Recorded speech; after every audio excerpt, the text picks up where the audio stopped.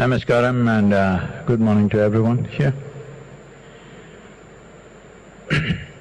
Well, in this august audience, I don't have to go about talking about all the horrific statistics we have about all the negative things that are happening with the land and soil on this planet. But as a solution, I see definitely there are many nuances to the solution and the very important aspects which are not small in number or complexity. But I feel the most important thing if we want to achieve something is, as we have found of all the conventions, one convention which bore positive and conclusive result was the 1987 Montreal Protocol, where we focused on the ozone holes, and largely it was fixed because of single-pointed action. I think a time has come where that kind of action is needed for soil.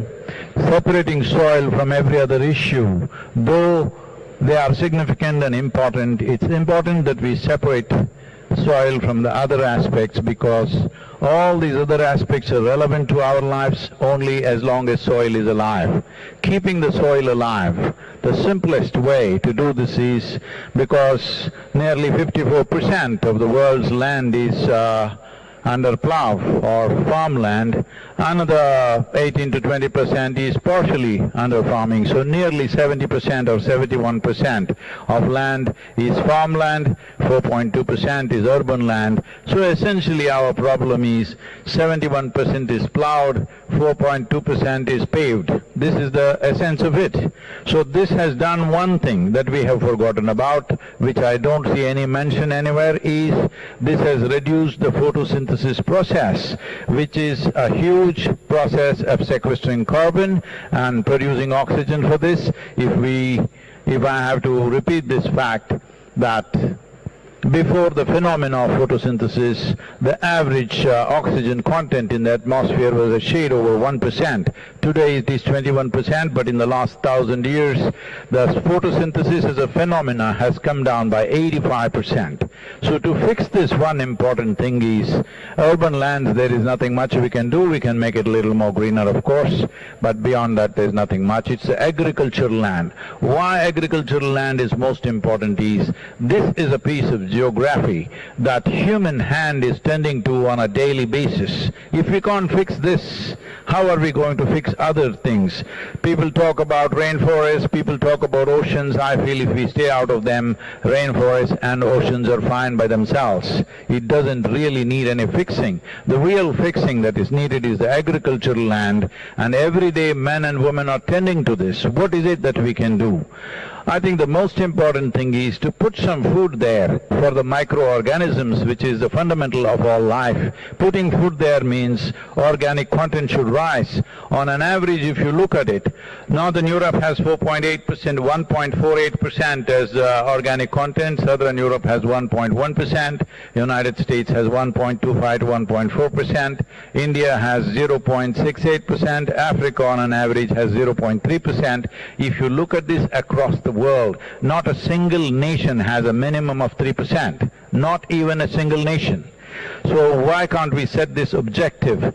All other issues are there, we can continue to attend to those things, but the most important thing is we as a generation of people keep the soil alive for future generations. First of all, to recognize soil as a living entity. In the last 2 years of me meeting various agricultural ministries across the world, I was shocked to see more than 85% of the nations on the planet still look at soil as an inert substance which can be fixed by adding a chemical or taking off a chemical. If we do not change this attitude, we will not fix the soil. Setting up 3% as a minimum average for every nation, and setting up an incentive process for the farmers to get there, making the incentives attractive enough that farmers will aspire to be there. And once they get there, the industry and business to facilitate carbon credit systems for the farmers is a second line of incentive. What I'm seeing is we've been working with hundreds and thousands of farmers.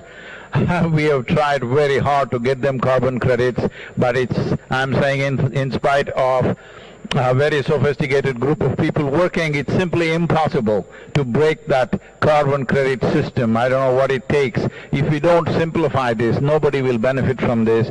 Not only simplify this, instead of asking the farmer to go and get carbon credits, if he reaches 3%, whatever is that sequestration that's happening, the governments can calculate and offer that as an incentive. The third level of incentive is, instead of just labeling food products as just organic, as if the other foods are inorganic. It is not. And it's extremely difficult, and it takes a whole lab process to measure the amount of fertilizer and pesticide in a given product, either a fruit or a vegetable. So the simple thing is to measure the organic content of the soil, which can be done on the land by the farmer with a little supervision. It can be done. It's a 10 to 15 minute process. So we can establish 3% organic content. Those who have reached 3% organic content, these products, these agricultural products of fruit and vegetable and grain should find a different shelf in the marketplace. If it finds a different shelf in the marketplace, there is enough science to tell us if a field contains 3% organic content, what are the micronutrients which are present in the food, what are the health benefits, what are the preventive health benefits, and what are the benefits for the nation in terms of the number of man days gained, the less stress on the healthcare system, happier, healthier and happier population in the country, what it leads to in terms of productivity and creativity. All this, there is enough data, we just have to correlate this. This three-pronged incentive basis to the farmer will definitely start rolling this disaster that is unfolding in terms of soil extinction. We are using this word soil extinction. This, if we do not reverse now, according to Madam is here, UNFAO is saying that every year 27,000 species of organisms are being lost. At this rate, in another 30 to 35 years, we will reach a place. We can talk as much as we want. Even if we invest all that we have, we will not be able to turn it around, because we would have reached that point of no return. It becomes extremely difficult or nearly impossible. But right now we have this challenge and also a privilege that we are that generation.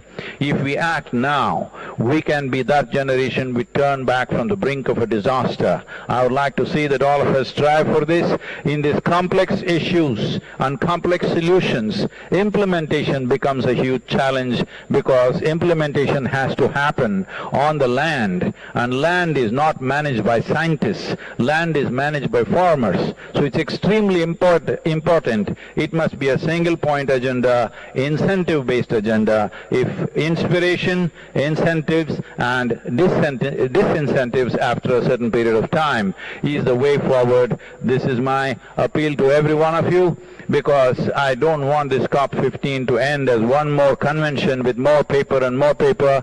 This must end with concrete action, and action in such a way that it's implementable. It is implementable, and we will see a distinct change in the coming few years. Thank you very much for having me here.